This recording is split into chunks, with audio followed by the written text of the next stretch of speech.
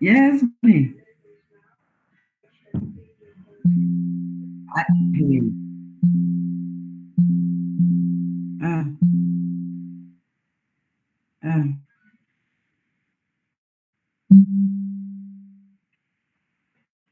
Ingia. Hiyo umeshanitumia. Hiyo link yao ya YouTube umenitumia. Yes, money.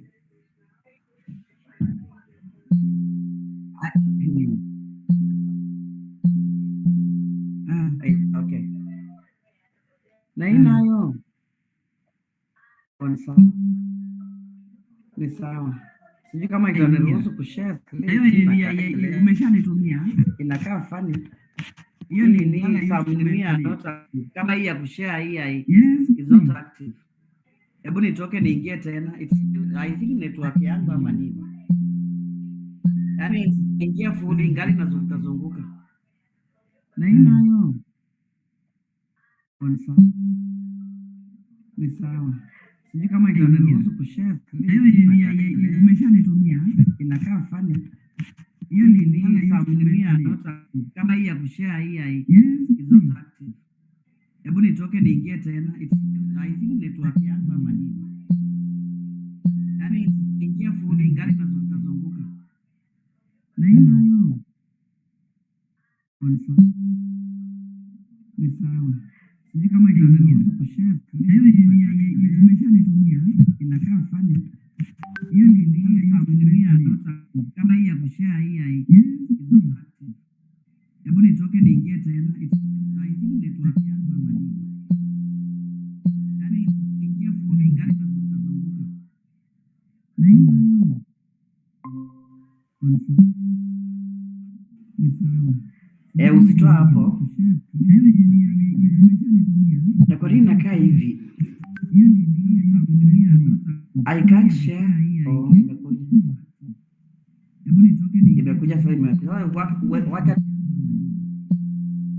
hapo, usitoa hapo tena.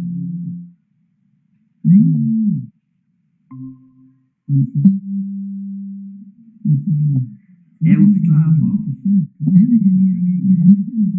Rekodi inakaa hivi. I can't share. Oh, imekuja sasa, wacha hapo, usitoa hapo tena.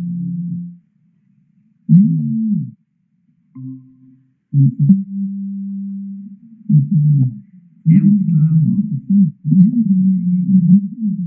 Rekodi inakaa hivi. I can't share. Imekuja sasa, wacha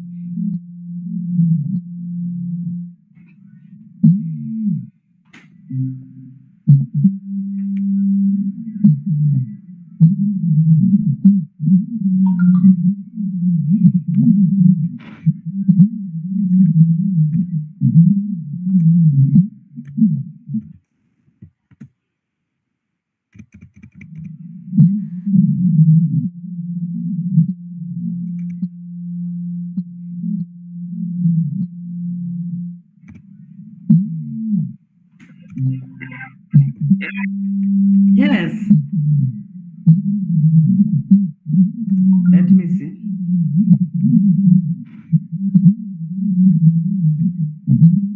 Sharing this.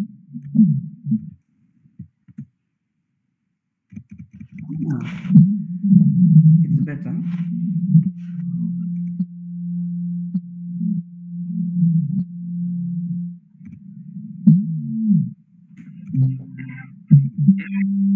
Yes. Iko naenda wapi tena? Let me see.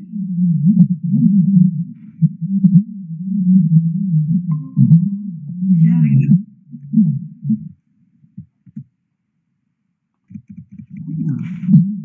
Umeiona?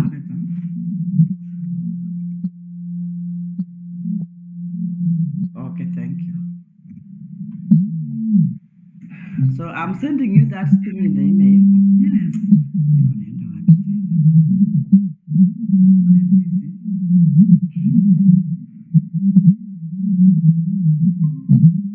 Sharing this.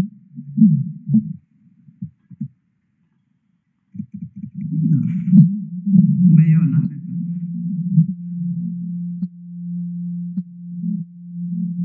Okay, thank you.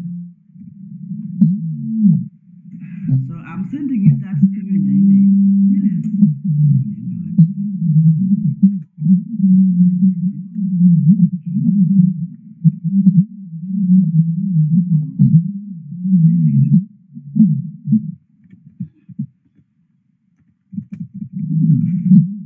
Umeiona?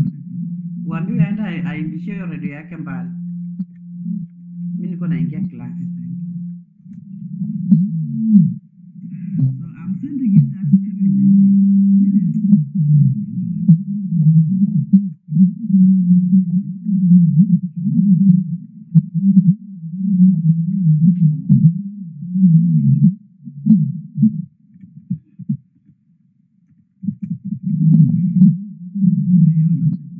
Waambie aenda aibishie hiyo redio yake mbali. Mimi niko naingia class. I'm sending you that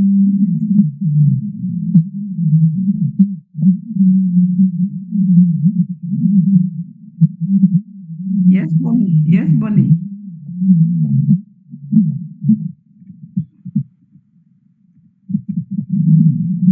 Na hiyo noise inatokea wapi? I'm just in a silent place.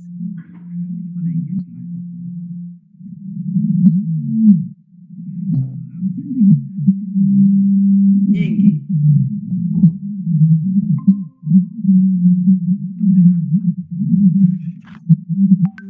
Yes, Bonnie. Yes, Bonnie.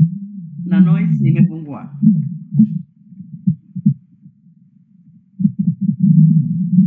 Na hiyo noise inatokea wapi?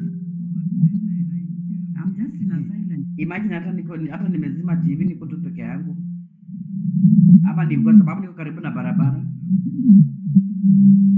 Nyingi. Ya barabara huko. So what do I do? Yes, Bonnie. Na noise imepungua. Okay. Ama acha nizime if nini dispenser hii. Imagine hata nimezima TV niko tu peke yangu. Ama ni kwa sababu niko karibu na barabara. Nyingi. Ya barabara huko. So what do I do? Na noise imepungua. Ama acha nizime if nini. Hata Bonnie imepungua.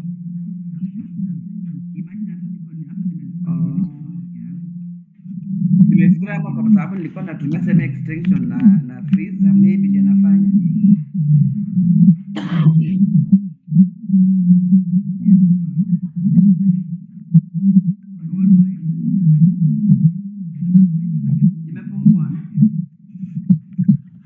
Oh, umenitumia kwa WhatsApp.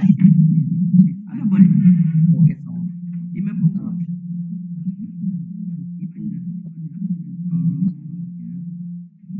Nimefikiria hapa kwa sababu nilikuwa natumia same extension na freezer maybe ndio nafanya.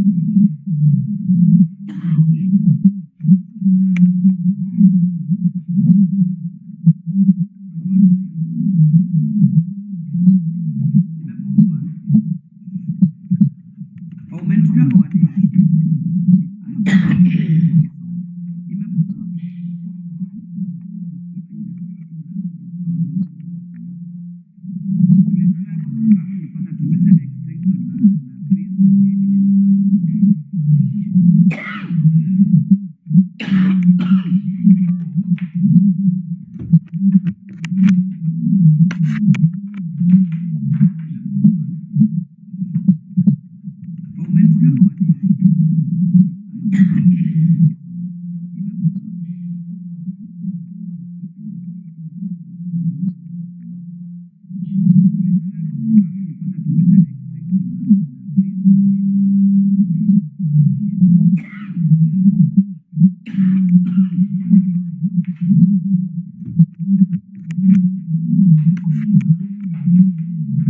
Umetuma nini?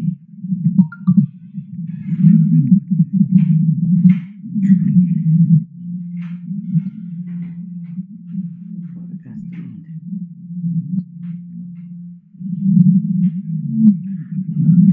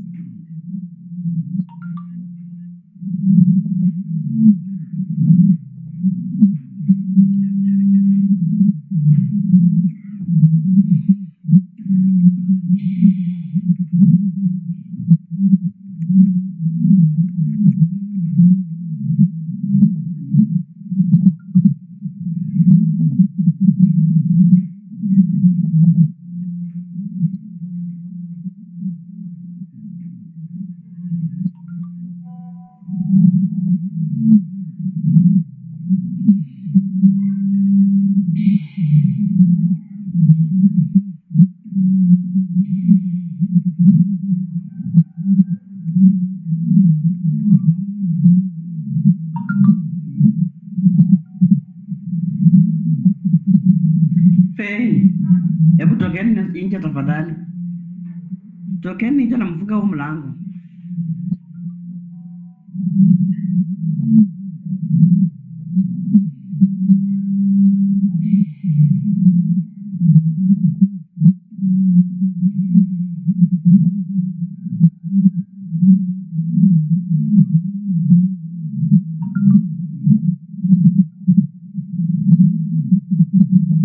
Fei, hebu tokeni nje tafadhali. Tokeni nje na mfunge huu mlango.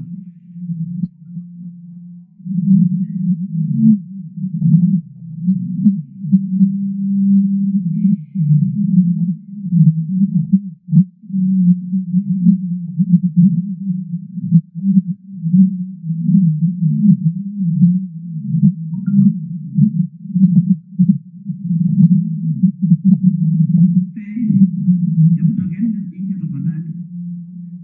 Tokeni nje na mfunge huu mlango.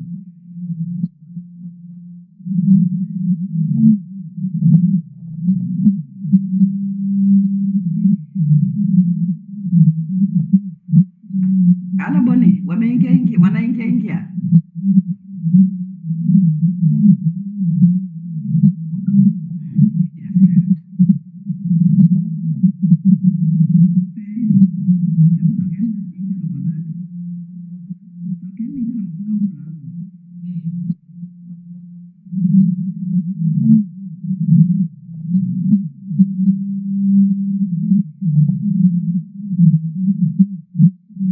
Ala boni, wanaingia ingia.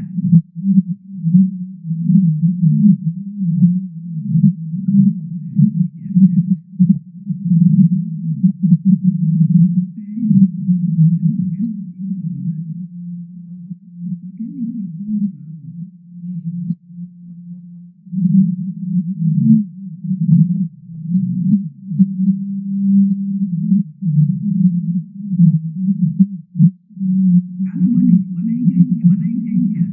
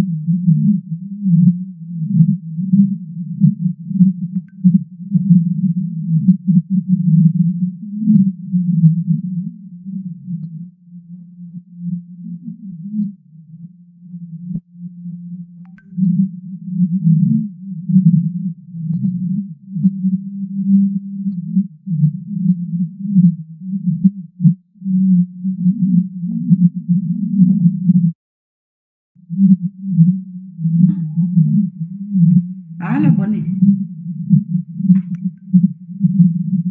Or 25. Wacha unajua imeingia 11 sharp. Wacha tuwapatie at least ndio imeingia 11. Yes. Yes. Lakini kelele imepungua.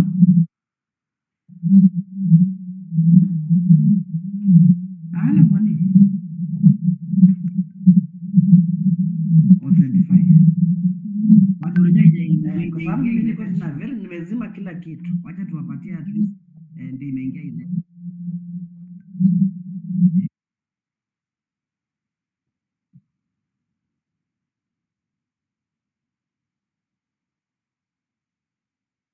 Nilikuwa nashangaa. Nimezima kila kitu yani. Ah, sawa.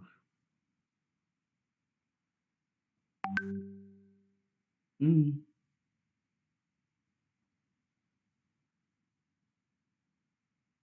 Mm. Okay. Okay.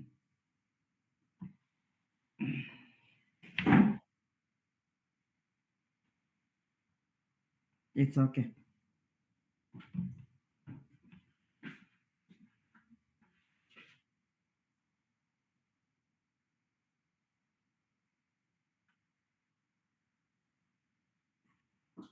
It's okay. Thank you. 10 minutes past at most ndio tuseme bundles za wenye wameingia hawa.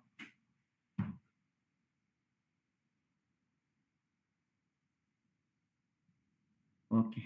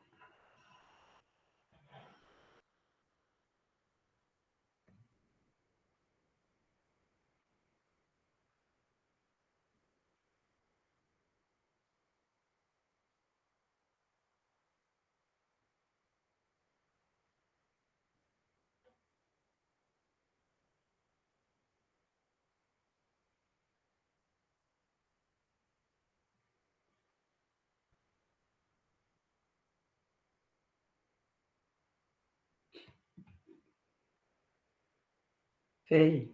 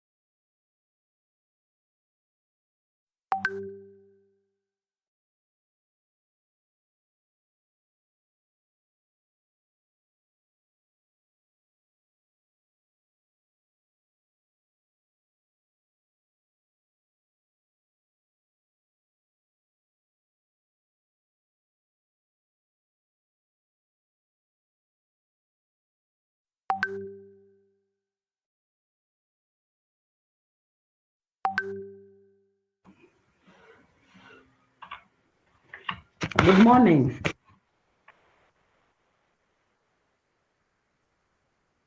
I want to welcome you to today's class.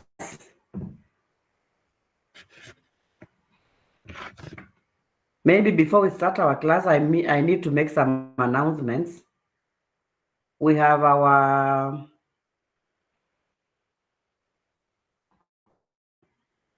second cut today from 6 to 7.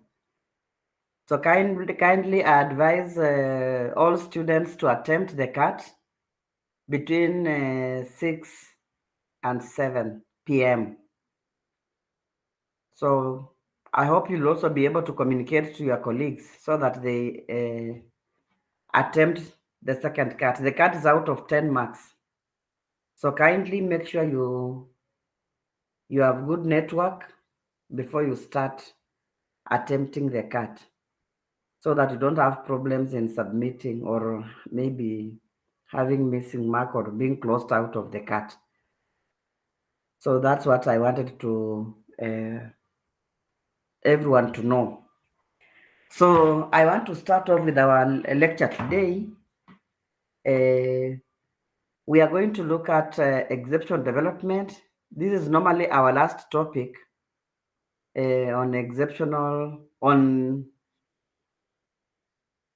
this particular course or for this particular course. So exceptional development is the last one. When it comes to theories of development, I normally assume that you have gone through various theories with the different lecturers at different levels, especially in second year. Therefore, I advise that in your small groups or in your groupings, you can revisit the topic. You can revisit the topic so that you discuss in your own various groups, especially on cognitive theories, personality theories, then Erik Erikson's theories, psychosexual development theories.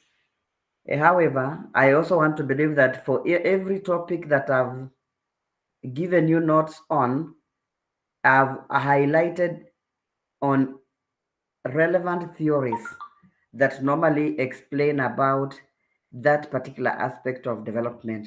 Like, for example, we looked at social development, emotional development, moral development. All those have captured the appropriate theories that have explained those aspects of development. So that's why I normally don't want to repeat myself by looking at the theories again. So I want us to look at exceptional development. This is a very, very important aspect in human growth and development, and especially in relation to the teaching learning process. Exceptional development can either make your teaching to be challenging, difficult, or maybe you might not enjoy the teaching process if you have not understood about the exceptionalities of your learners. So that's why it's very important for us to go through this. I'm going to take you through. There are some areas I'll explain, other areas I'll allow you to go and read. And maybe after the lecture today on this particular topic, I'm going to send these notes to you through your class rep so that you can share on your WhatsApp and read. So what is exceptional development? Maybe by the end of this particular topic, we should be able to define exceptional development, identify and describe types of disabilities, then analyze intervention strategies for each disability. So those are the objectives for this particular topic. So what is exceptional development? Exceptional development refers to patterns of growth and learning that differ significantly from what is typical or expected for children of a similar age. So the term is used in education, psychology,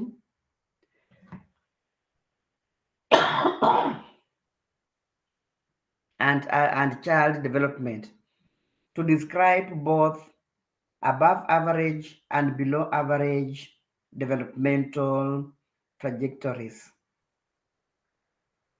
So, exceptional development is a condition in which a child's physical, cognitive, emotional, social, or sensory development deviates markedly from the norm. So the key word there is deviating. Remember, we have already talked about the physical development, cognitive, emotional, social, moral, sensory, and many others. We have been discussing about the normal stages of development in every aspect. So in this case, we are going to briefly look at what normally happens when development has not taken place normally. And therefore, there are some deviations that can be identified in that particular child when he or she is growing up. So these deviations from the normal is what normally now brings up the exceptionality. It makes us now to say this child is an exceptional child because her growth and development is not taking place in a normal process. Remember, if I can take you back, if I can take you back when we talked about the principles of human growth and development, we said growth and development is a process. It's a continuous process and it moves from one stage to another. And the development takes place gradually. So when this is not taking place in a child, then we refer to that child as an exceptional child going through what we are referring to as exceptional development because he or she is not developing in a normal way. So this deviation may involve delays, disabilities, giftedness, or special talents. These delays, this deviation may involve delays in development. I remember I've been mentioning about delays and so on, disabilities, giftedness, or special talents. So children showing exceptional development usually require some form of specialized support. They require some form of specialized support, intervention, or enrichment to meet their learning and developmental needs. They normally need some specialized support, interventions, or enrichment to meet their learning and developmental needs. So that's why now we are saying that this is an exceptional child because she requires or he requires support from the teacher. Remember, specialized support either will come from the teacher or will come from the community or will come from the parents or even from the caregivers. So all of us teachers are normally categorized uh, under the caregivers, people who deal with children, provide the needs for these particular children, and so on. So that's what we mean by exceptional development. Let me take you through the categorization of exceptional development. And before maybe I start taking you through these type of categories, I want to make it clear that I'm not going to take you through all the categories because there are many. There are many. So I'm going to focus on a few that are very, very common in the teaching learning process. Then the remaining, I will expect that you read on your own sit in groups and discuss uh, about the different categories that we shall not discuss in this particular class. So the first category I'm going to look at is the gifted and talented child. Gifted and talented child. So gifted children or talented children uh, means uh, students, children, or youth who give evidence of high achievement capability in areas such as intellectual, creative, artistic, or leadership capacities. So these are children whom we refer to as special children because they have a higher achievement capability. This therefore makes them to be special in one way or another. So this high achievement can either be all round or maybe in their intellectual and creative areas, even in their leadership skills, and so on. So even in the academic fields, they prove to be higher in their ability of understanding and also even handling issues or handling assignments, activities in the classroom. They don't handle them in an ordinary way, like what other children or other normal children do. They are normally different because their understanding is a bit high. So what are the characteristics of the gifted children? Of course, they have high level of intensity. Gifted children respond to life with greater emotion than the average children. They tend to be very, very passionate about an area of interest to them and have the ability to sustain that passion for long periods of time. Sometimes their behavior can even be obsessive or compulsive. So that is a characteristic that will help us teachers to identify a gifted child in our class. Then number two, they have the ability to recognize more options. They can engage in multitasking. As compared to average children or normal children, these children are gifted. We can recognize this earlier in their lives by observing their behavior, how they're handling things in uh, in their lives. So they have that ability of they have the ability to recognize more options in their lives. Then number three, they are sophisticated in language and thought process. Gifted children may or may not speak early, but whenever they do, they are able to carry on high level and philosophical conversations.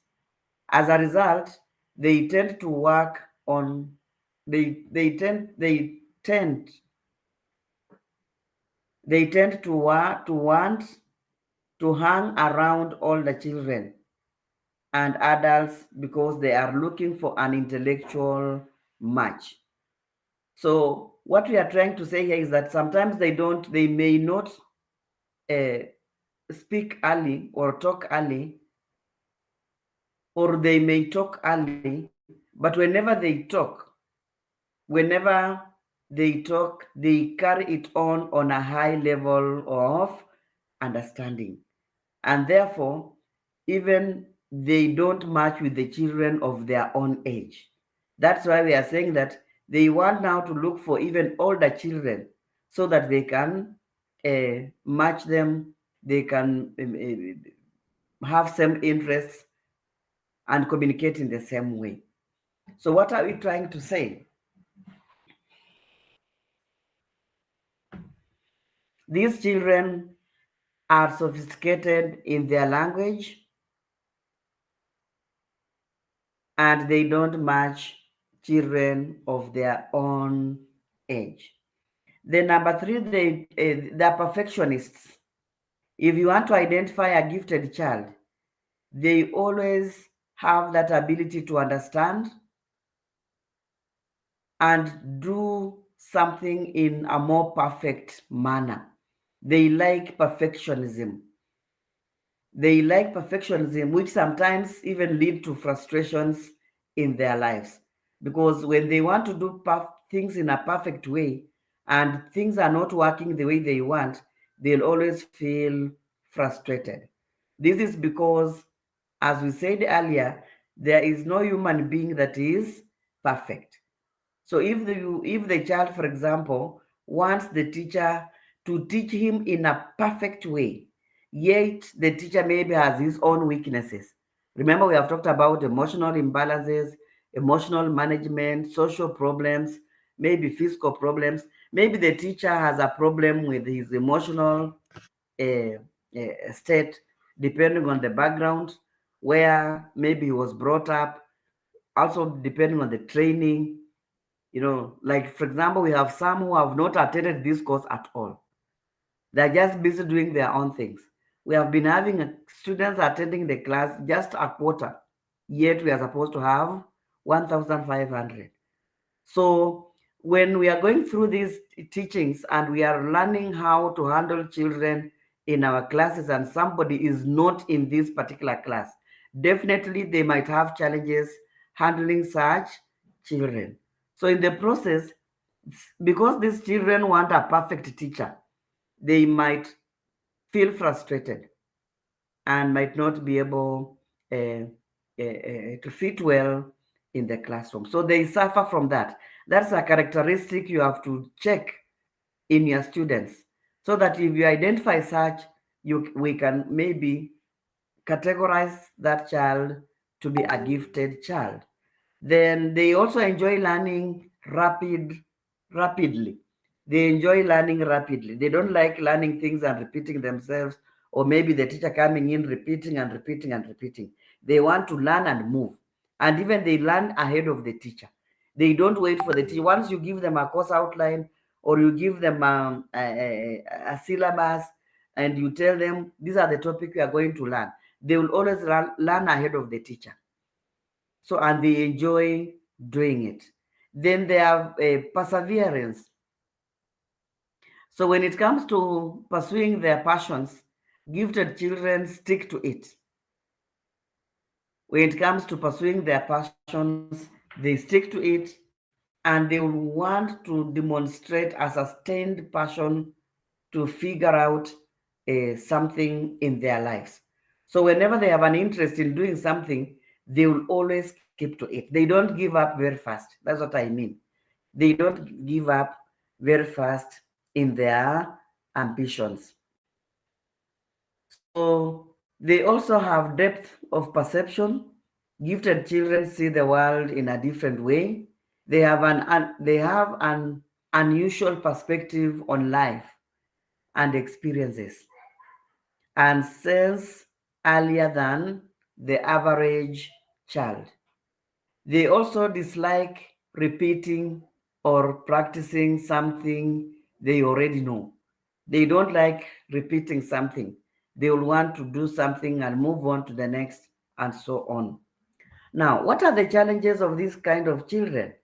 What are the challenges of working with special needs students?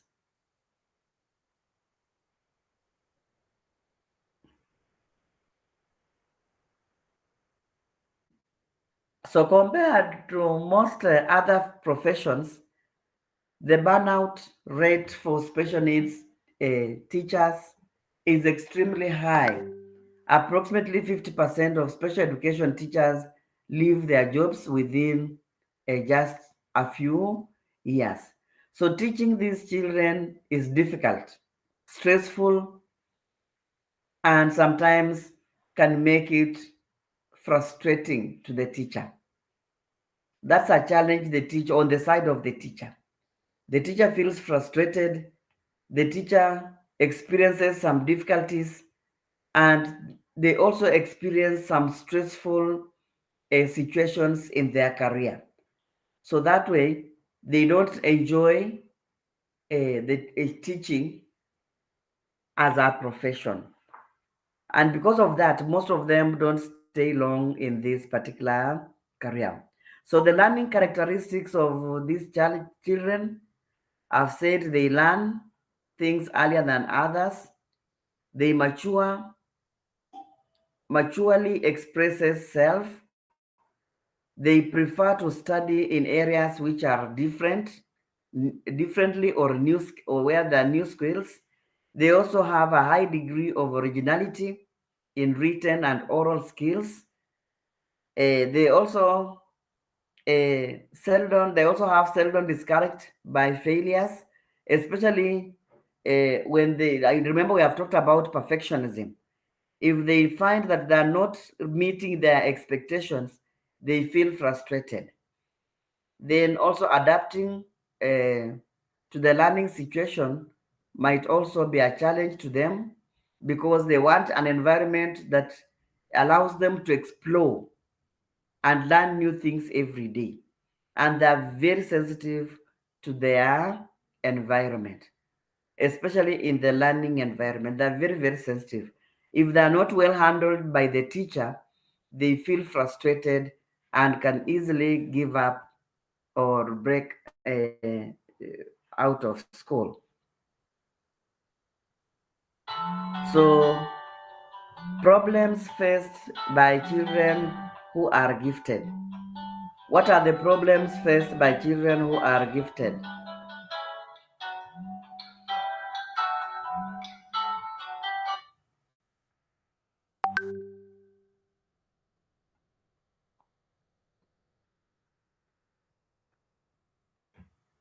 I think the problems you can be able to look at them.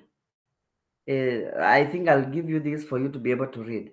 But remember, we have already mentioned that these students are very intelligent. They have high level of intelligence, and they always want to do things in a perfect way. That character in itself can be a problem to these particular learners. Can be a problem to these particular learners.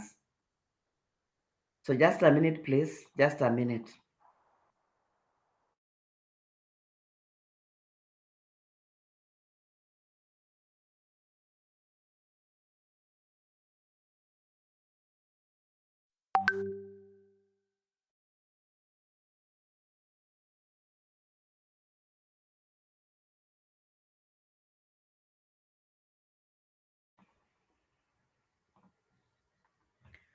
So that in itself, the characteristics in itself, they pose a challenge to this type of children. And therefore, it means that when the teachers are handling them, they need to handle them with a lot of care. Because remember, we have said that when they have a passion in doing something, they will sustain that energy for a very long time. They don't give up. So when you identify that maybe they have an interest in doing a particular thing or they're talented in doing a particular thing and they want to pursue it, you can see how to help them, support them uh, to perform that particular activity. Because if they don't do that, remember we are saying that they are perfectionists. They also end up being frustrated. So due to their high intelligence, these learners do not fit well with their peers. That's one challenge. Number two, they are unable to develop positive interpersonal relationships and become withdrawn. So if they are not if they are not well mixed with others, or if they cannot sustain their relationship with others, they can most likely end up withdrawing or giving up in class. Some teachers also find them too challenging. Some teachers also find them too challenging and often misinterpret their behavior. That's also a challenge that these children normally face. Most of us teachers misinterpret them. We think they're testing us. When they're asking very many questions, remember we said that these children are very inquisitive.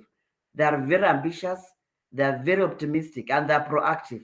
They'll always ask you even questions that you are yet to teach in the next class.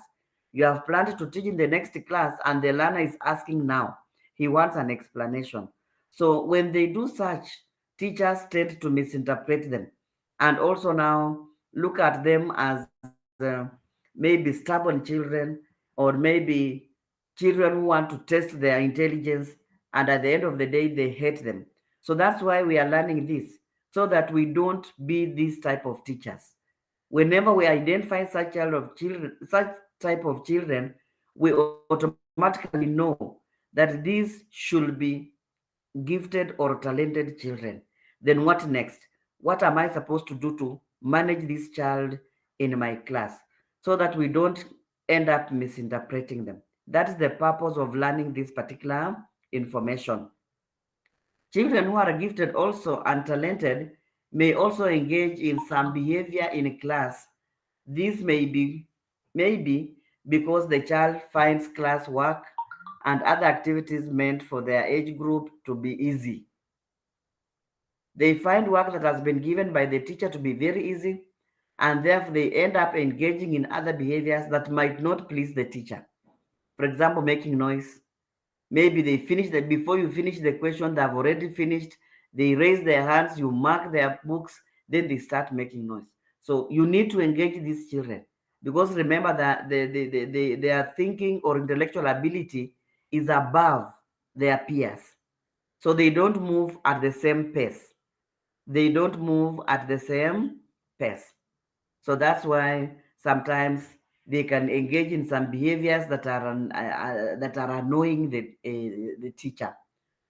So it's good for us to know that and realize and discover how best or see how best we can be able to handle them. They also finish the assignment tasks within a short time. I've already said that. They may dominate in group, especially most of us, including myself. I like using group work because I like learners engaging, discovering amongst themselves, sharing new ideas amongst themselves, and so on. So, such children, if given a group, they will dominate. They will want to do everything for the group. Instead of allowing others to participate, give new ideas, or give different ideas, they'll want to do everything for them and submit. You give them group work, instead of allowing others to participate as you intend as the teacher, they will want to do the work for the rest. I hope you are getting my point. You put them in five groups, for example, group of five. The five people have to participate, give ideas. But because there's a gifted child in that group, he tells them, go relax. I'm going to do it. He goes to the library, does the work very fast, then submits and puts all names of the students of the group on that particular work, as if all of them have participated, yet he has done it himself. So they'll disadvantage others. They will disadvantage the group because for the teacher to put children in a group to participate, there is always a reason that at the end of the group discussion, every child must have learned something in that group. But if one person is doing, then definitely he disadvantages others.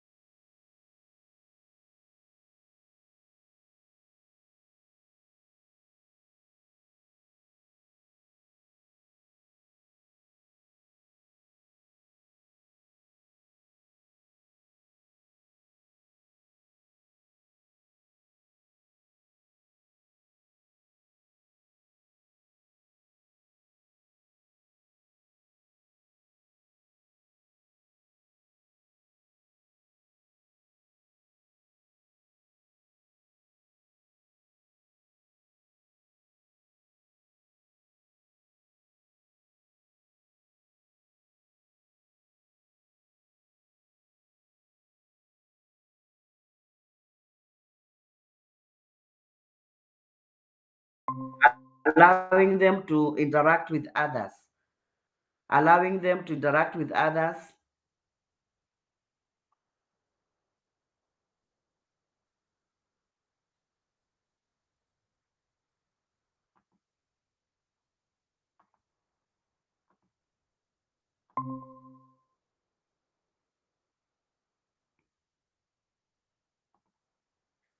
So you allow them to interact with others so that he can also develop some social confidence.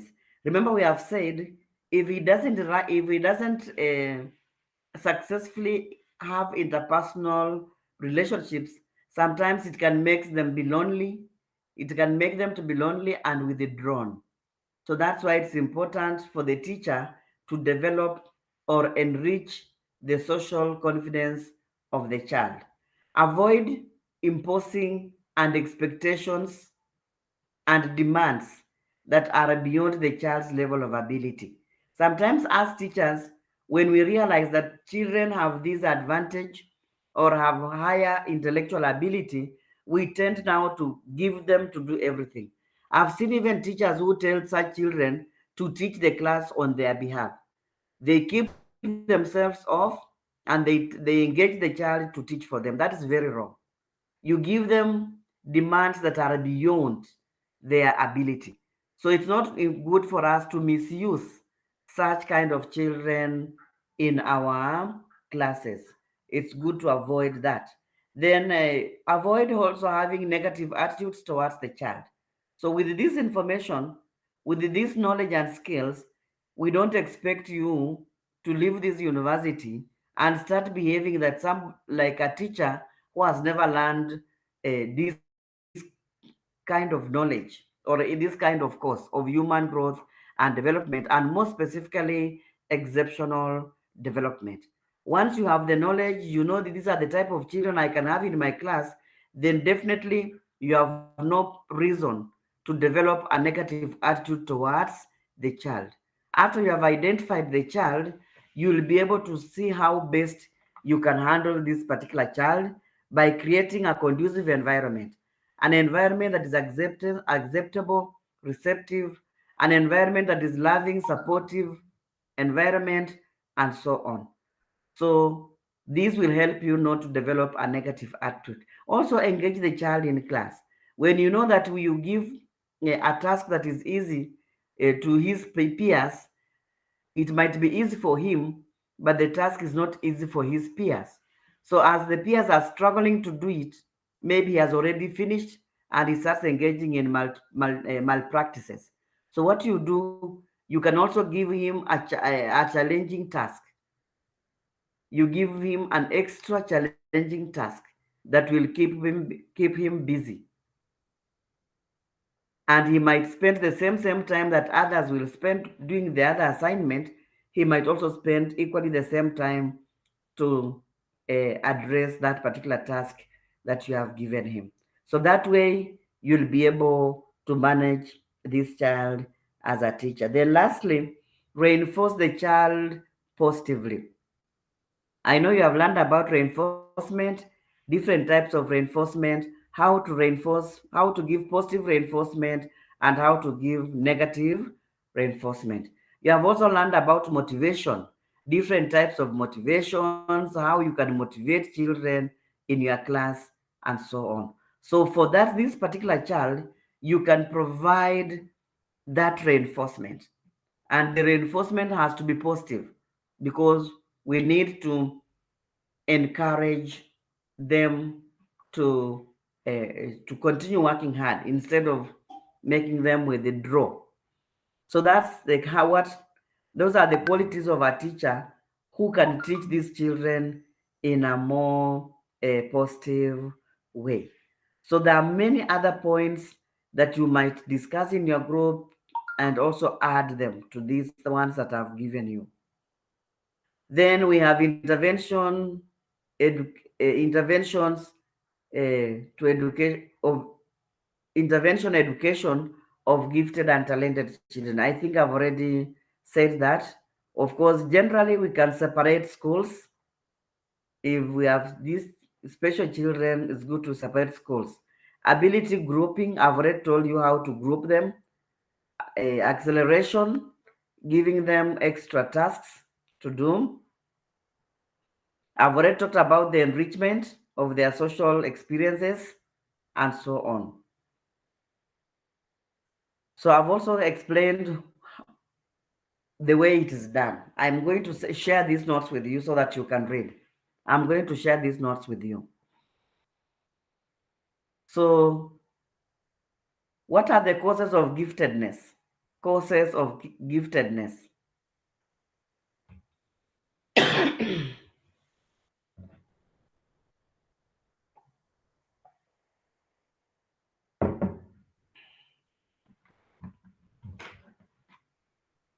So, the causes of giftedness,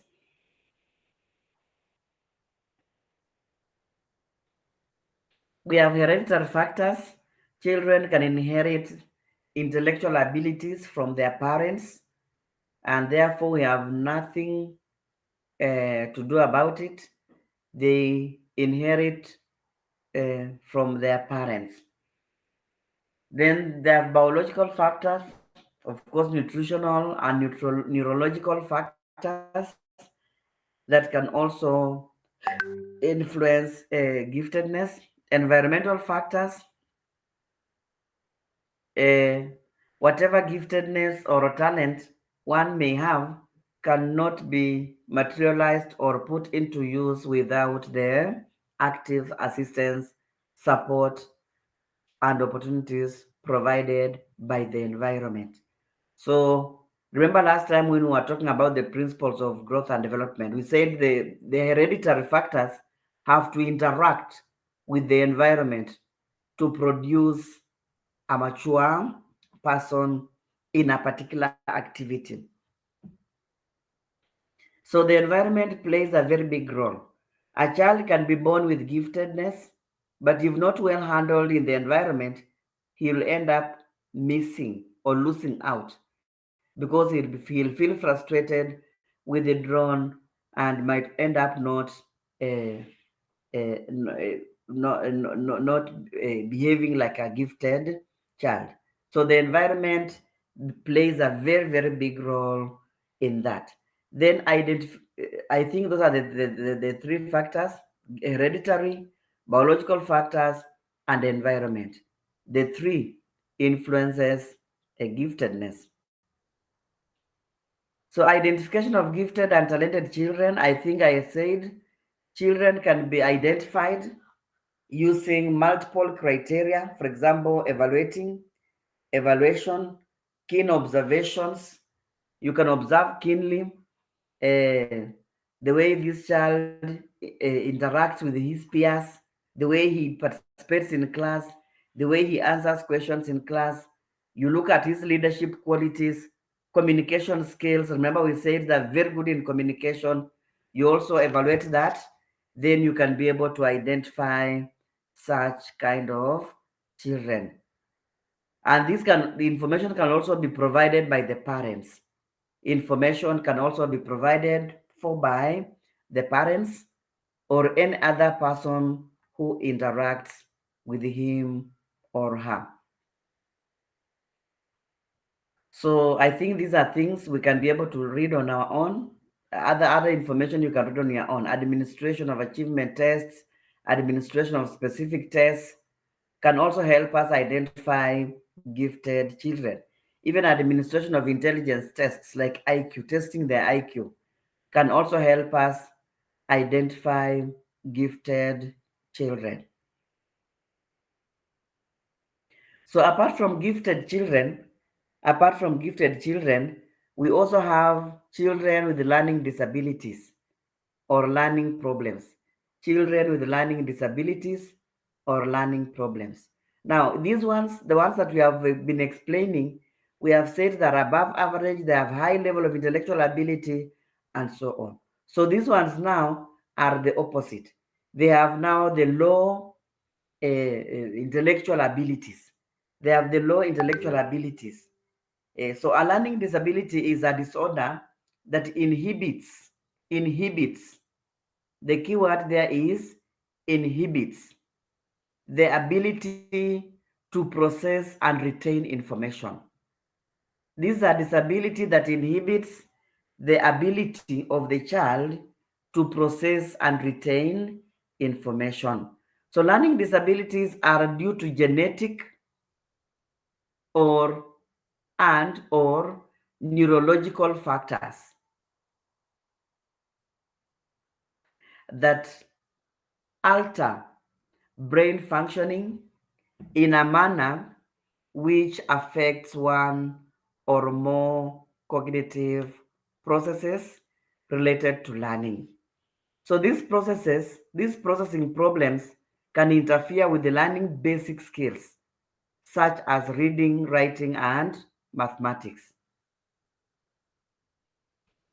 So these are disability that interferes, these are disability that interferes with higher level skills, of course, such as reading. We have already talked about reading, writing, mathematics. So we are just adding skills like organization, time planning, abstract reasoning, long or short-term memory, and attention. So what we are trying to say here is that children with these disabilities sometimes might have problems with organization. They cannot organize themselves well, of course, in terms of learning, organizing their work, for example, organizing their notes, organizing their assignments. You give them assignments, assignment 1, 2, 3, 4. He will not start with the one, he will be a bit disorganized. Or when he starts answering questions, he will not start answering questions in a more systematic way. It's because of the disability, because he lacks that skill of organization, or the disability has interfered with that skill of organization. Sometimes they don't keep time very well. They have a problem with their reasoning. They don't reason in a normal way. Remember, we have said because their normal functioning capabilities have been interfered with by the disability.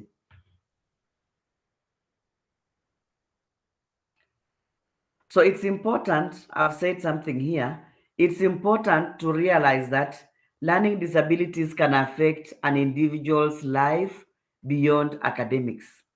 It's important to realize that learning disabilities can affect an individual's life beyond academics and can impact relationships with family, friends, and in the workplace. So if you are interacting with such a person, sometimes their lives can be very, very challenging. So it's good for us to know or understand that learning disabilities can interfere with a person's life even beyond academics. Even after academics, this disability can interfere with them, especially when it comes to making relationships, making friends, and also even at workplace, interacting with others or coordinating with others, and so on.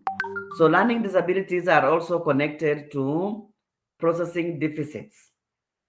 When students have a processing deficit, they have trouble making sense of sensory data. Of course, when you talk of sensory data, you understand. Remember, I'm sure you talked about a memory, processing of information in memory, and so on.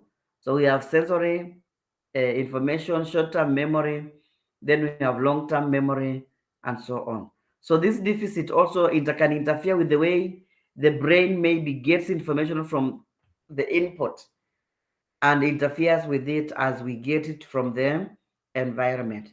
So, of course, our environment is our classroom setting. So when you are teaching them, their brains might not process information as expected because of the deficit. So this makes it hard, therefore, for students to perform in a traditional classroom without instructional support. So the point I want to emphasize here is that they need what we call instructional support. They need instructional support because they cannot just perform well or normally in a normal classroom setting. That's what I mean by in a traditional classroom, in a normal classroom setting. We assume that the tradition, the culture in the class is for the student to come, sit, and receive information from the teacher. So if the child is interfered with because of this deficit, he needs extra support from the teacher. I think that point is understood. Now, we have different types of learning disabilities. We have different types of learning disabilities.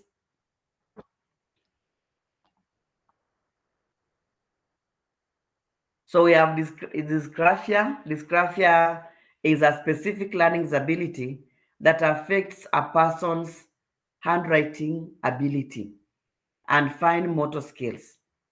So while reading disabilities receive the most attention, writing disabilities can be equally difficult to overcome.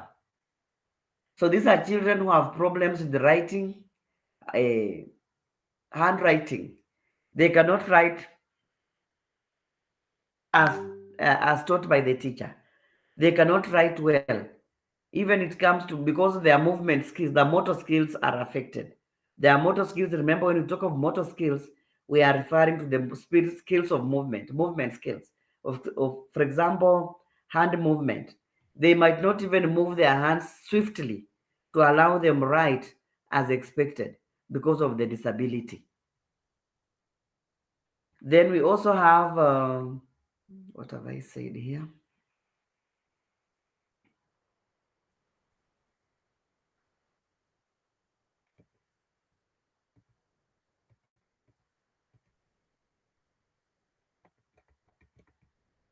Then the second type of learning disability is dyscalculia.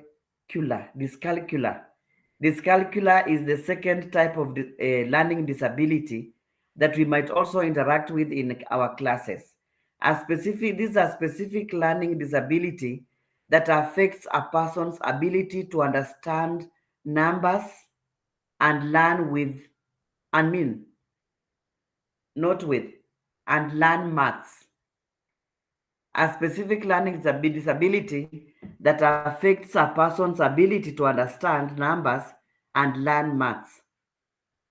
So this is a disability that can interfere with the child's understanding of mathematical activities or content and so on. So this is another major area. Maths is another area of concern when it comes to learning disabilities. So while difficulty with the reading can affect a student's ability in math, some students also suffer from dyscalculia, which is a disorder that specifically affects one's math capabilities.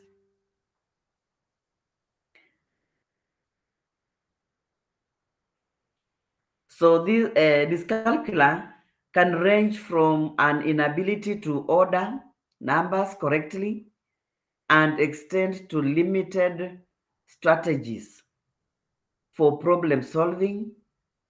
Students with this disorder may have trouble performing basic math calculations, and they may also have difficulty with concepts like time, measurement, or estimation.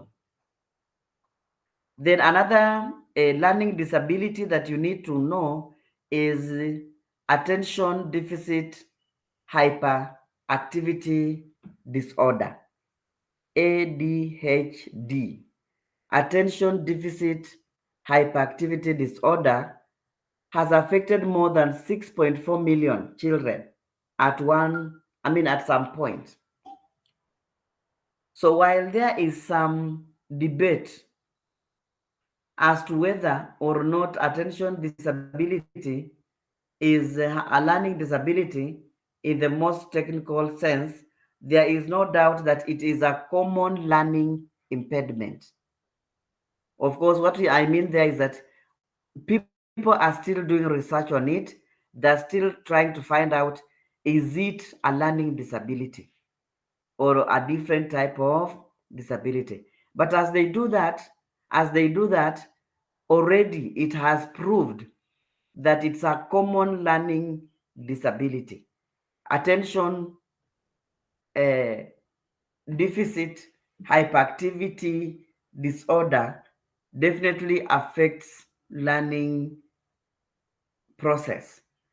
If a child has this type of disability, definitely he cannot be able to sit down and learn. His attention span is very, very short, and he cannot be able to be attentive in class.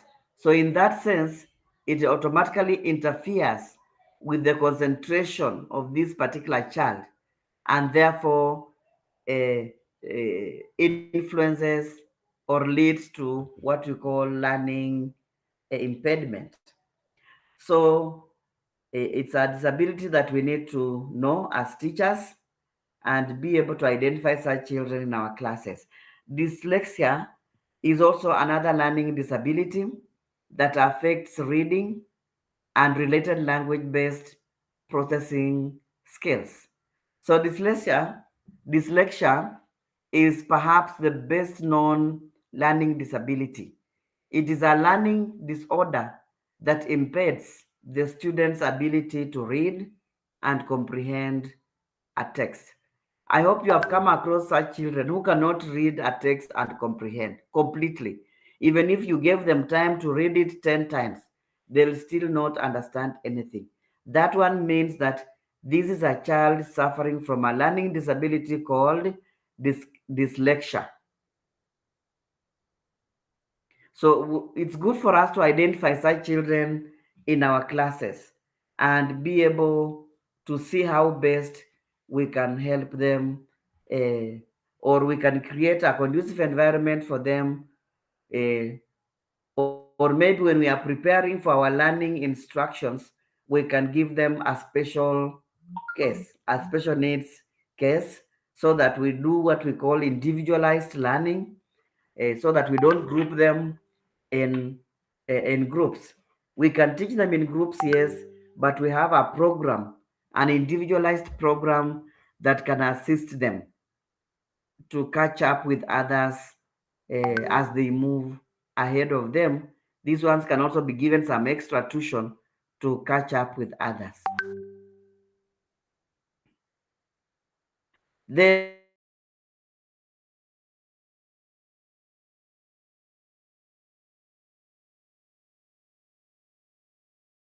we have learning disability. I think I'll not engage much on that. I want to look at mentally challenged children. Mentally challenged children. As I told you earlier, I'm only focusing on those ones that are common in our schools or in our teaching learning process. Mentally challenged children.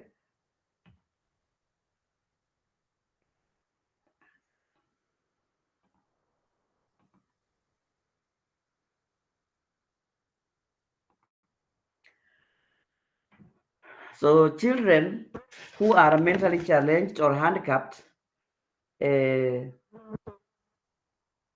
are children with significant limitations or intellectual function or two or more adaptive skills. For example, communication, self-care, social skills, and so on. So children with cognitive limitations that are significant to extent that the let me just repeat, children with cognitive limitations that are significant to extent uh, that the children perform below these children, not that these children perform below average in their intellectual, language, and behavioral abilities. These children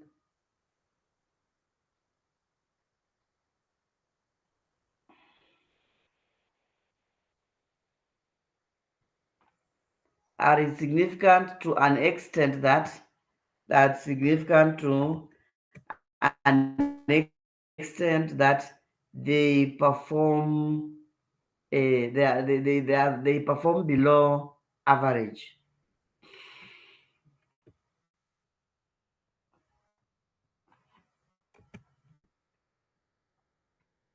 They are significant to an extent that they perform below average in their intellectual, language, and behavioral abilities.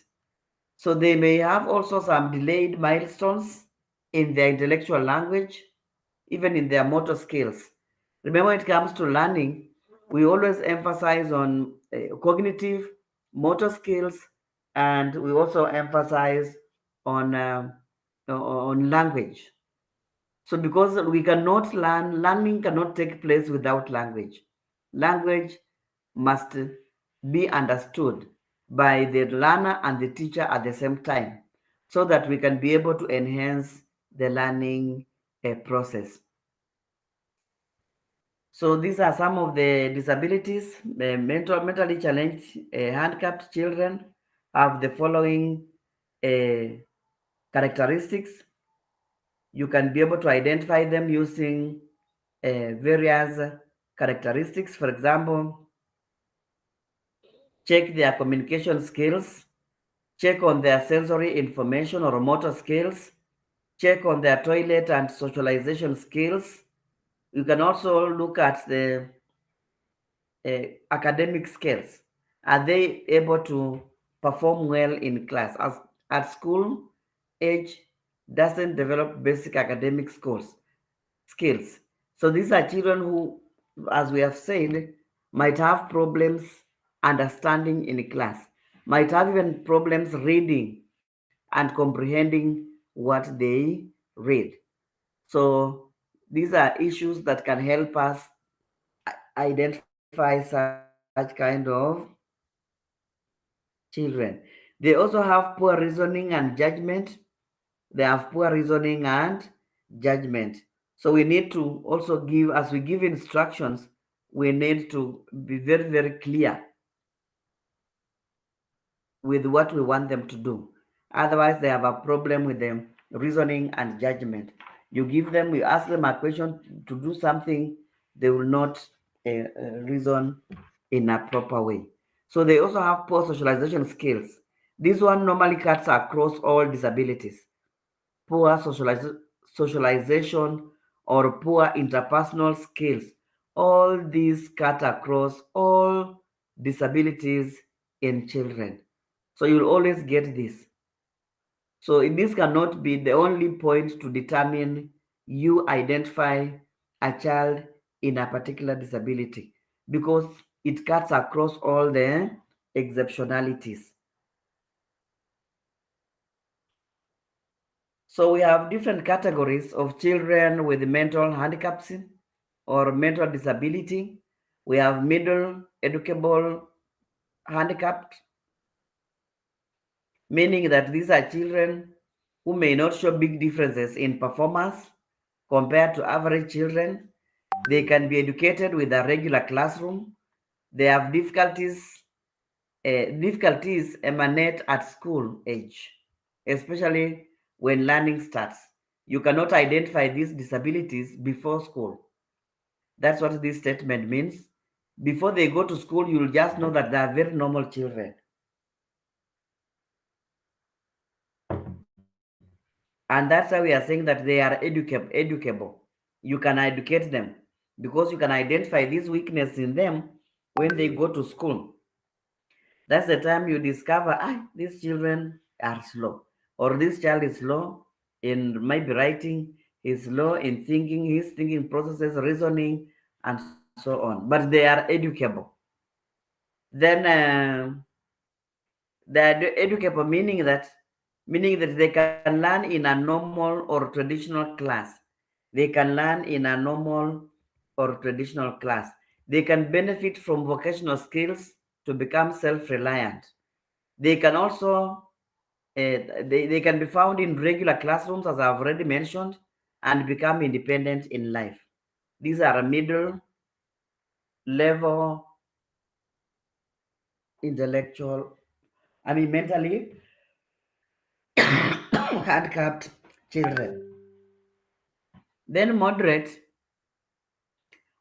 ones demonstrate developmental delays in skills such as sitting, crawling, walking, and language development. They may also have difficulties in motor coordination. They may have difficulties in motor coordination.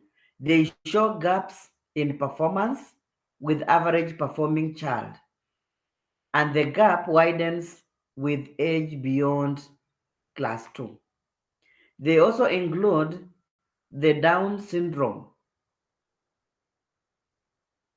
They include the Down syndrome, hydrocep- hydros- hydrocephaly, hydrocephaly, and microcephaly. So they need supervision so that they can do, so that they do not go astray. They need supervision in what they do. They lead a semi-independent life. Semi-independent. They can make their own decisions, but they can also depend on the parents, depend on the teachers, depend on the caregivers for proper direction. So these are moderate mentally handicapped children. Then severely mentally handicapped children show a marked deficit in adapting to new environments and do not adapt quickly. They show severe impairment at birth, meaning that you can identify them at birth when they fail to cry at birth and other genetic disorders. So most of them have damage of the central nervous system. They have major problems in motor, social, and speech and language skills. They need training in toilet, eating, drinking, communication, mobility, and grooming.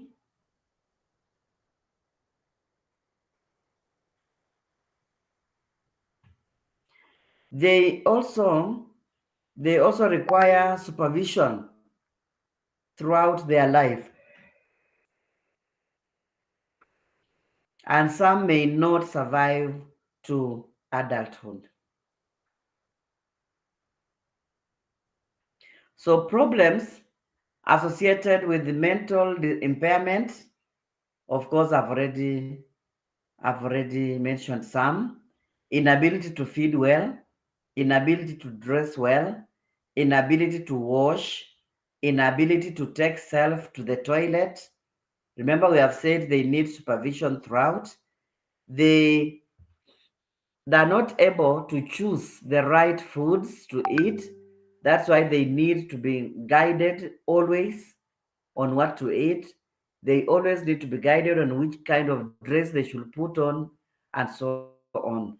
So they have academic problems, which means performance is very low because they always need somebody to be there to guide them, tell them what to do. Do number one. They finish number one, you tell them do number two. And nowadays with the population in our classes, it might be a challenge for this kind of children because of the teacher ratio. Then educational implications.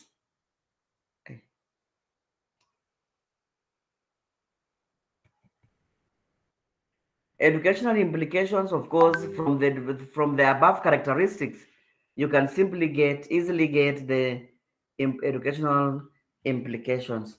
So some of them I've already mentioned, so you need to just do that in your groups. So intervention strategies for mental disabilities.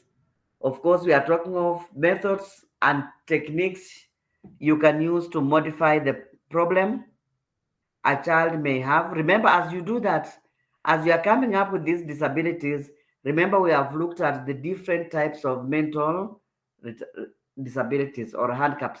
We have those ones that are moderate, we have those ones that are middle, then we have those ones that are severe.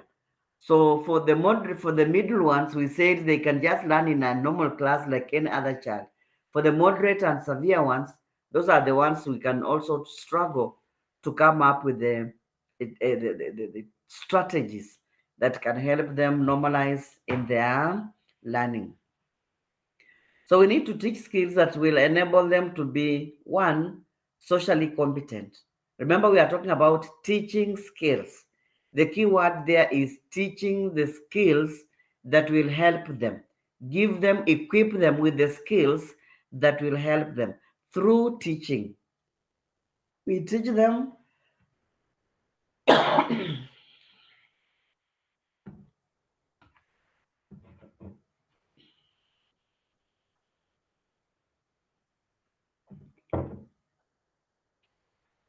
so we have said we teach them how to socially become competent.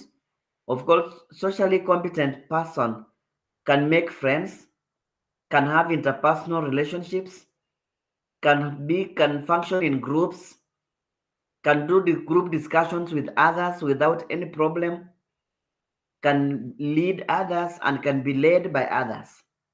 That is being socially competent. Her communication skills can also be good.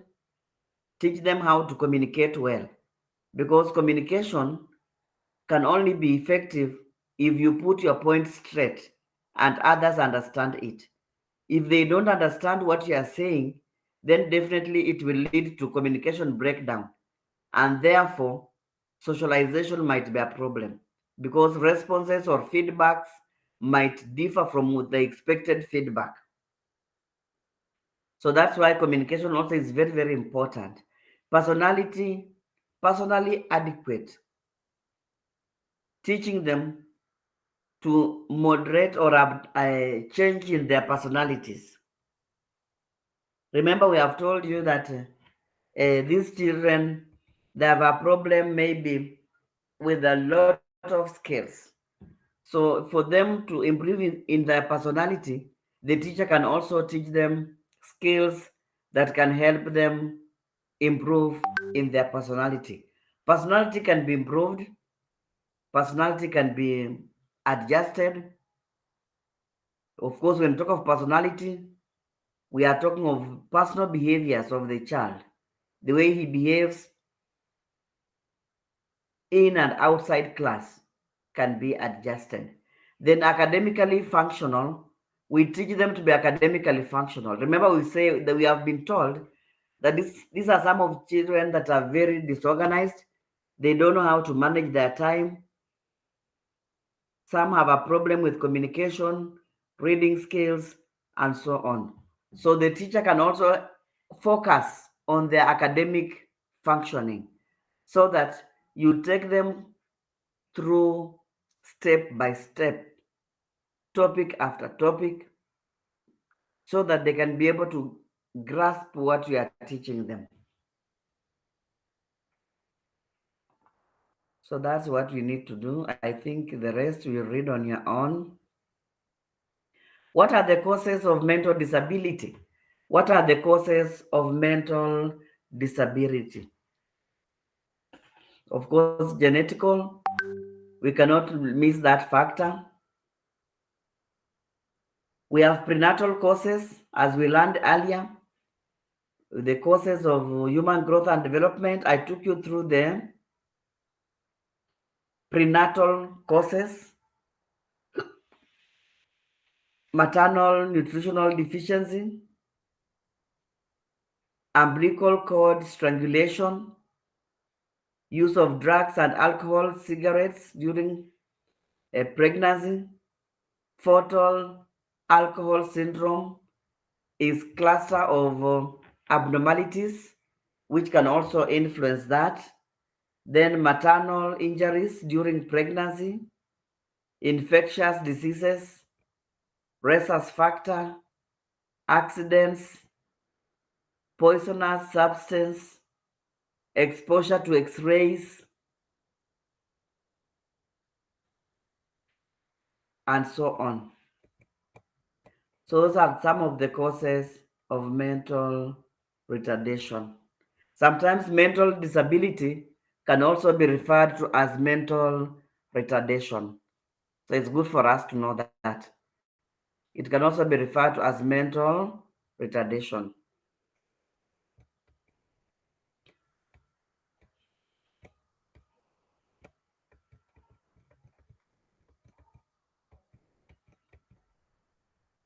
So how to help learners? I think we have already discussed that. I don't want to repeat. It's the same repetition.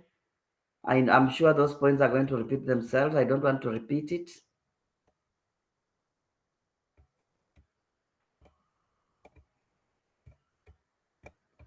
So the next one, the next exceptional development or category of exceptional development is learners or children with sensory impairment. Children with sensory impairment. Of course, sensory impairment is a general term. So this category comprises of the following groups. We have the hearing impairment, visual impairment. We have the hearing impairment and visual impairment. So these are the categories found under the sensory impairment. Now, what is a hearing impairment? So this describes anyone who has a hearing loss significant enough to require special education, training, and adaptation. So anybody who cannot hear properly, who cannot fit in a normal place or class, can be categorized as a person who has a hearing impairment problem. So these are children with who requires special education and training, as I've said earlier. They require special education and training. So hearing impairment includes both deaf and hard of hearing. So hard of hearing are children who, despite the hearing loss, have enough useful hearing ability left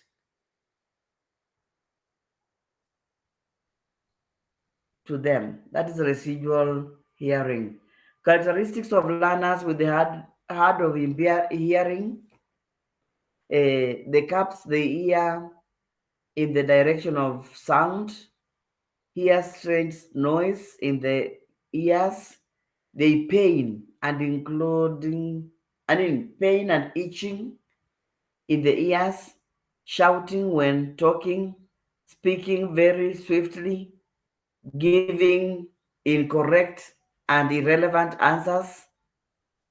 They ask the teacher to repeat. They turn head to listen direction of sound. They may have poor sound articulations. They have poor sound articulations, omissions of consonants, and so on. They also have frequent substitution of speech, sharing at speaker's face. Staring, not sharing, staring at the speaker's face. They are not able to monitor how voice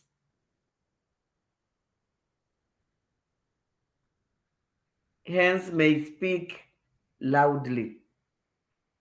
So they appear confused and not understanding instructions. Children who don't understand instructions and they look confused in your class can be categorized under this. Then poor vocabulary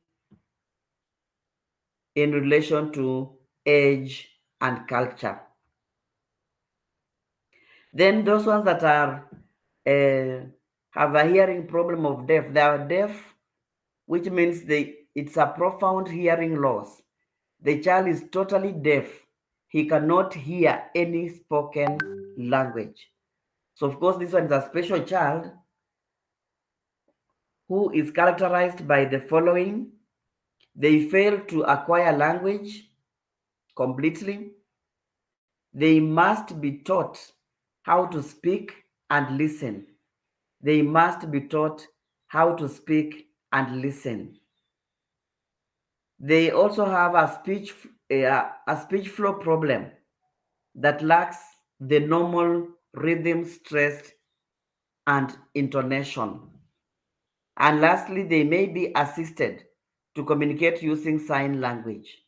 They may be assisted to communicate using sign language. So I think the classification you can go through on your own. Classification of hearing impairment. I've already given the two. We have the part of ear affected, degree of hearing loss, then age of the onset. So these are things I think I'll share with you. You will read on your own.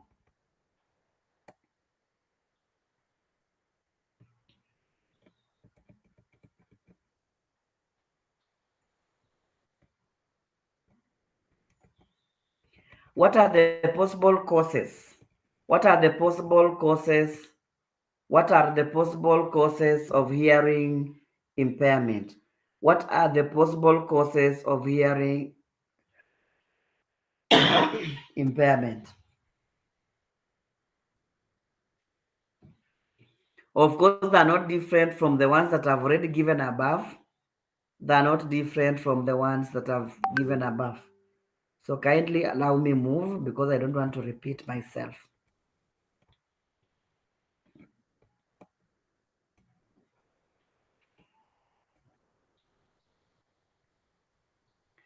Problems associating with hearing impairments. Problems associated with hearing impairments.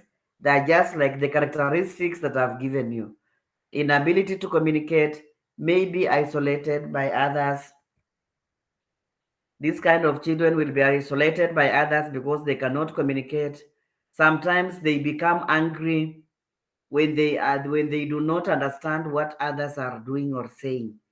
It's difficult for them to express themselves.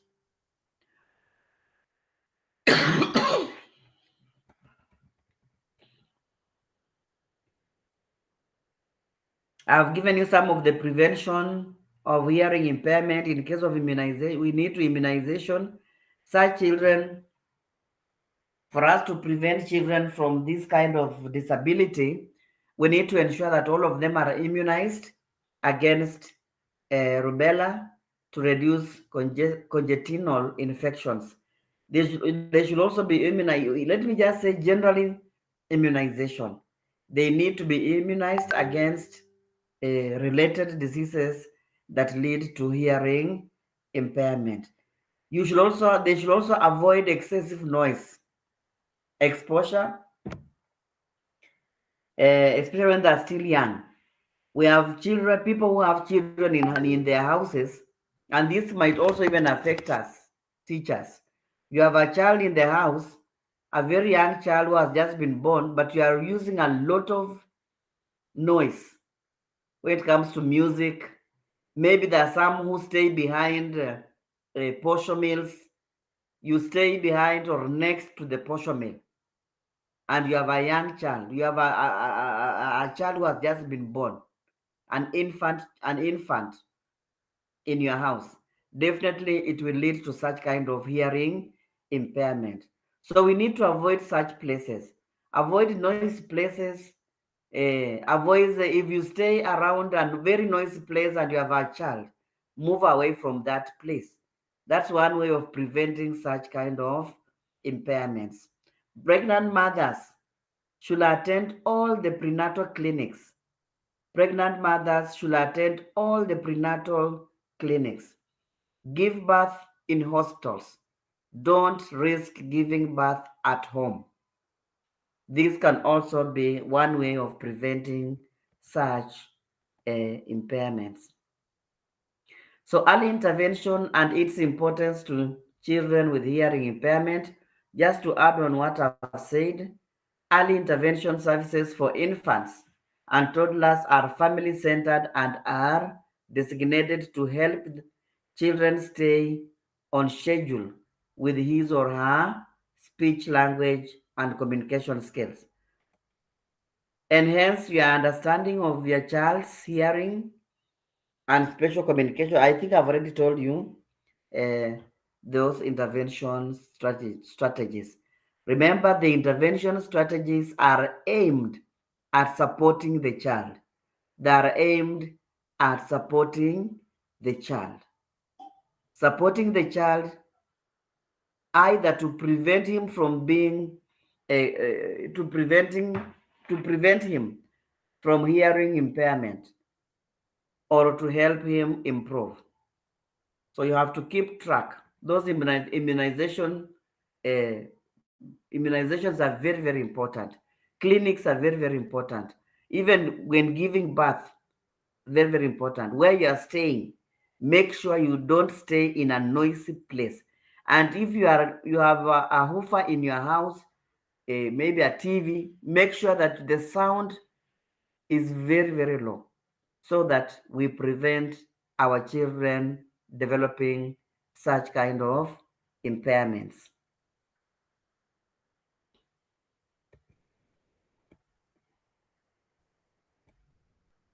I think I've already talked about the identification, educational adaptations, hearing aids, especially when a child is completely deaf, he needs a hearing aid. Auditory training, if he's partially deaf, then he needs auditory training so that they're taken through how to use those aids. Then speech reading, we can do this is done. Sign language is something that we can also teach them, then help them improve in their total communication methods.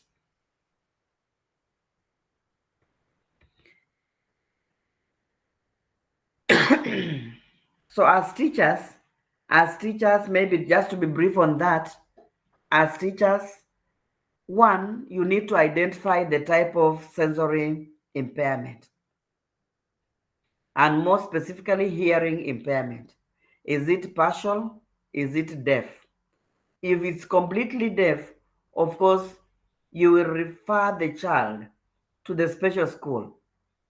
You refer the parents, you'll call the parents, then refer the child to a special school where he can be given the hearing aids and can be trained in how to use those communication signs. Then, for those ones that are partially, that can be in the normal class, you can create an environment that is positive. Make them sure that they sit in front. Make sure when you are teaching, you write your summaries on board. And that's why we normally encourage that every lesson must have a teaching aid. So those teaching aids, they now help such kind of children to understand because they cannot hear, but they don't have a problem with their vision. They don't have a problem with their vision. Therefore, they can see. If you write boldly, and when you are preparing your teaching aid, make sure that it's bold in letters. Your letters are bolded so that the learner can be able to see them. So if you are teaching a subject that has drawings, make sure that those drawings are big enough. The words you have written there, the labeling is big enough so that they can be able to see. So for those ones, that teach subjects that don't have diagrams, make sure you have very good summary points of what you are teaching. You have a very good summary point of what you are teaching so that that chart is written in bold letters. Those points are well seen and the child can be able to see and follow the lesson. So those are some of the intervention strategies we can use in schools to help this kind of children.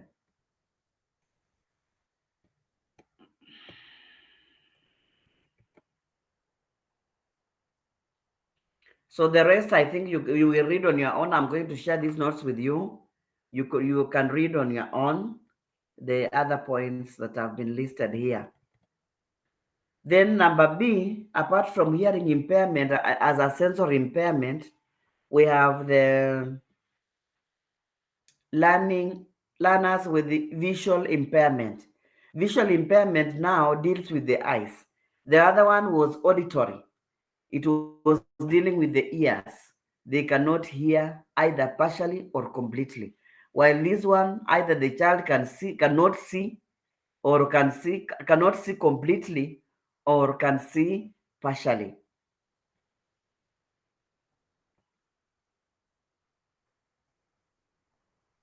So a visually impaired child is one who has visual impairment, which even with correction adversely affects his or her education performance and needs special material and equipment and techniques in order to learn.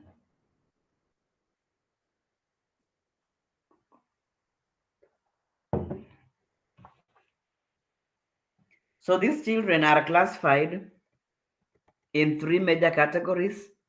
We have the low vision, the blind, and the deaf blind. The low vision, the blind, and the deaf blind.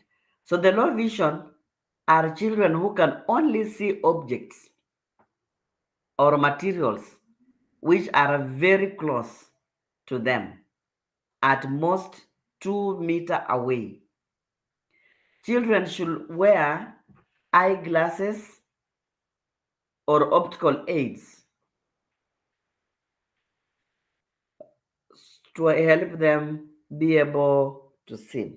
So they need environmental modification, as I've already mentioned, modifying the environment so that they can sit in front, write bold letters to allow them see what you are writing. Then we have the blind.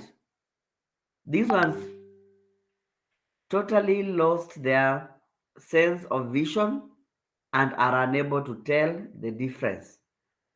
Then we have the deaf blind, where a person has both vision and hearing impairment.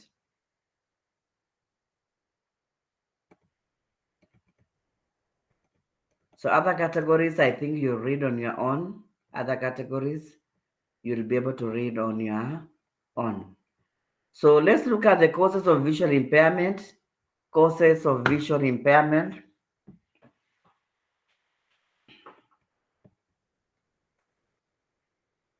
The major causes of blindness and other visual impairments include, of course, I normally start with prenatal causes because most of the causes start from the prenatal environment. And that's why when I was looking at the factors that influence human growth and development, I really focused on prenatal causes. So whenever we talk about this, already I mentioned them when I was looking at the causes of human growth and development. Remember, we talked about hereditary problems, we talked about infectious diseases like STIs and rubella. We also mentioned accidents, injuries, and poisoning, then tumors and other diseases. So these are some of the causes that lead to visual impairment.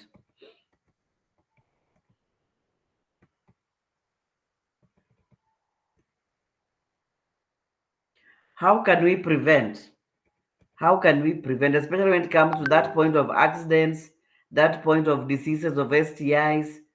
Of course, genetically, we cannot prevent genetical. STIs can be prevented. Accidents, sometimes we can prevent. If we put sharp things away from our children, then definitely some of them develop this visual impairment because of accidents, using knives, leaving children with knives, leaving children with acids, leaving children, maybe exposing children to drugs. Sometimes they lead to this problem. So for us to prevent them, it's good for us to keep those things away from children. Avoid irresponsible sexual behaviors that can lead to us being uh, uh, sexually infected, and especially when we are pregnant. We have issues that can, these are things that we can prevent. These are things that can be prevented. Apart from the hereditary ones, others can be prevented. What are the characteristics of children with visual impairment? They follow objects with the head instead of eyes. I want you to begin there. They follow objects with the head instead of eyes. They bring things close so as to see or push them away so as to see. So they bring close if they are short-sighted. They they push them ahead when they are long-sighted. Frowning when looking at objects is a sign. Red eyes is also a sign. Opaque corners is also a sign. Then pass from eyes, double vision, photophobia, skip lines when reading, pain in forehead when reading, rubbing eyes excessively, that is, knock on things in pain, tilt head to one side to focus on objects. All these are some of the characteristics of a visually impaired child. So these characteristics are important because they will help us teachers to identify this type of children. They will help us teachers to identify this type of children and therefore see how best we can handle them.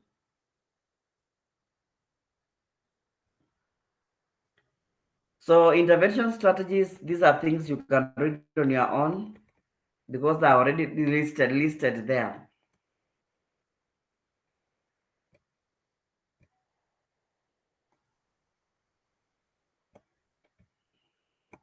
So maybe the rest information, the remaining information, there's something I really wanted to cover on behavioral disordered children. That's also a special needs child. Remember when we are talking about the factors that influence human growth and development, we said the state of the mother is very, very important. The mother should not be stressed when she is pregnant because she can lead to some behavioral problems of children. Before maybe I mentioned that, there's something very, very common again here that we might come across as teachers in our classes. The neurological, children with the neurological difficulties or neurological impairment. So neurological impairment is associated, neurological impairment is associated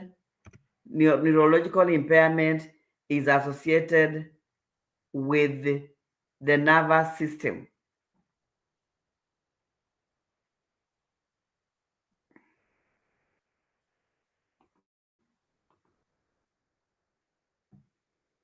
It is associated with the nervous system, such as brain, spinal cord, and nerves that affect the nervous system. So the neurological disabilities refer to paralysis or lack of functions resulting from the dysfunctioning of the brain and the central nervous system. So the conditions related with the neurological disabilities include the following: cerebral palsy, epilepsy. They include epilepsy, cerebral palsy, spine fever, hydrocephalus, I mean hydrocephalus, hydrocephalus, hydrocephalus, then poliomyelitis. So these are the most common ones that you might come across in your class or maybe in the staff room or maybe at your workplace, anywhere you can come across these neurological disabilities. Of course, when you talk of epilepsy, this is a brain disorder which is characterized by a fit or sudden loss of consciousness, convulsions, or seizures. So these are a disability that is related to the neurological disability. Either the brain functioning has a problem, the nerves have a problem, or maybe the normal functioning of the nervous system has a problem. So that's what normally leads to such kind of disabilities. The characteristics of such a person: the patient shouts once and collapses. The patient loses consciousness and has jerky movement. The patient is also unable to control saliva, is unable to control saliva, loss of bladder. The patient suddenly stop what they are doing and briefly have a strange, empty, blank behavior. They drop things. They appear to be confused. They experience fear and abdominal pains. They go to deep sleep after seizures. What do you do as a teacher? What do you do as a teacher?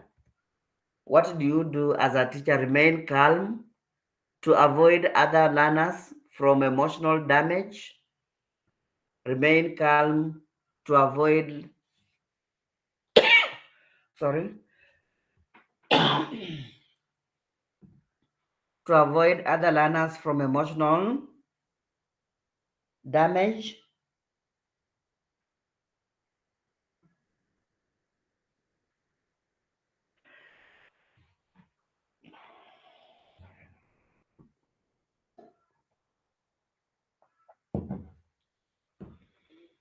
Never refrain the learners because you cannot stop the seizures. You can't stop them. You cannot stop them. So you don't refrain them. Don't tell them not to. Clean the area around to prevent a head injury. Clean the area around to prevent a head injury. Talk to the learner after the seizure to help him overcome the psychological trauma. Talk to other learners about the condition.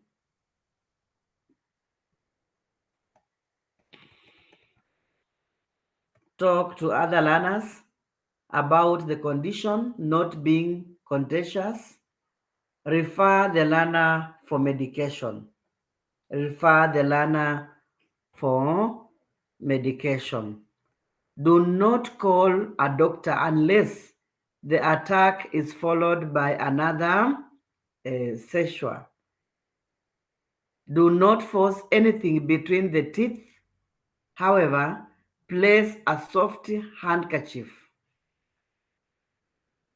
Move the learner to a horizontal position. Move the learner to a horizontal position. Loosen the collar and turn the head to face the sky or to release the saliva. Place something soft under the head as you are doing that. Inform parents about the seizures. Inform parents, then turn the experience into a learning experience. Turn the experience into a learning experience. I think I've said that's what the teacher should do. Intervention strategies, I think they're not very much different with what I've already said. Talking to the peers, report to the administration, refer for medication. Maybe first aid skills should be applied during that kind of experience.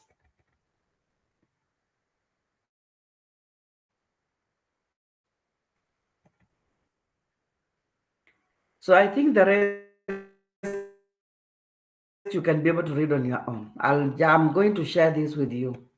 This is what I have The remaining, let me leave it for you. You can read on your own. So that, and if you want to do it the best way, I'm going to share these notes, then you download them and read, discuss them in your groupings. Discuss the remaining parts in your groups. Discuss the remaining parts in your groups. I'm going to share this immediately. We leave this class. So allow me to stop there for today, please. Allow me to stop there for today. Thank you so much. Have a nice day.